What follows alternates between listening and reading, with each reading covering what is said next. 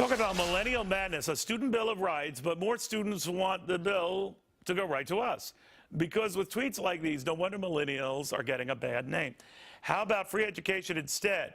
People should not pay for knowledge. It's simply absurd in this day and age. Still another.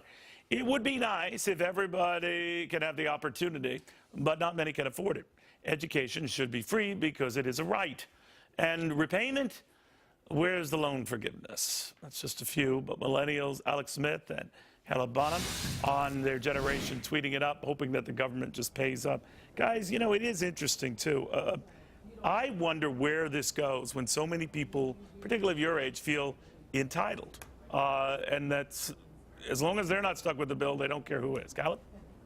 Well, it's a big problem, but I do think that our generation is seeing the promises that are given to us, the truth behind those. When President Obama comes out and promises our Twitter generation free community college for all, we get all excited. They go to Twitter, they start tweeting about it, but then they realize that it's going to cost over $60 billion over 10 years.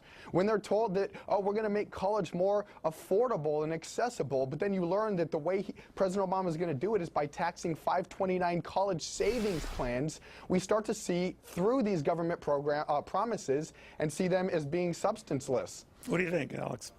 I have to agree. I think that millennials are very much seeing through the kind of facade that President Obama and congressional Democrats have put up. Not all, though, Alex. Not all. Obviously, the ones who look like they could get a reprieve kind of like it, right?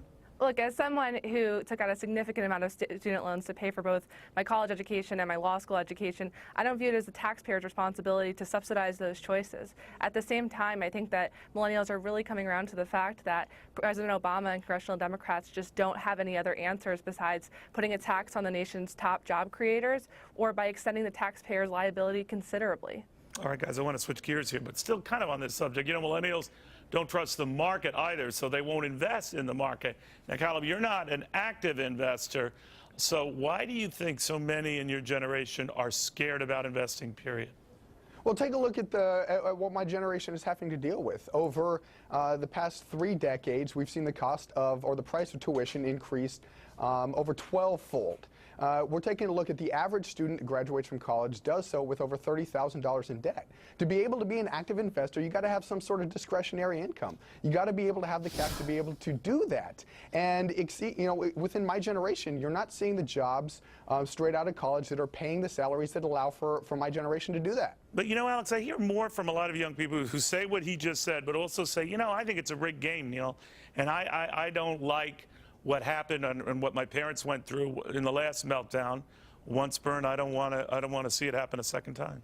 There's a lot of distrust out there. I mean, this is the generation that has witnessed multiple financial crises and really see that these big institutions that everyone believed in, our parents' generation believed in, really work to cut everyone's retirement funds and to reduce our savings significantly. So I think that there's a little bit of history that's working against millennials wanting to invest in the stock market as well. But I think that it also can amount to a lack of financial literacy that's out there. I think that for a lot of millennials, they're put off by some of the bigger terms, by some of the complex regulations and understandings of the market. And I think that not just your age group, guys. I mean, a lot of old fogies are in the same mindset.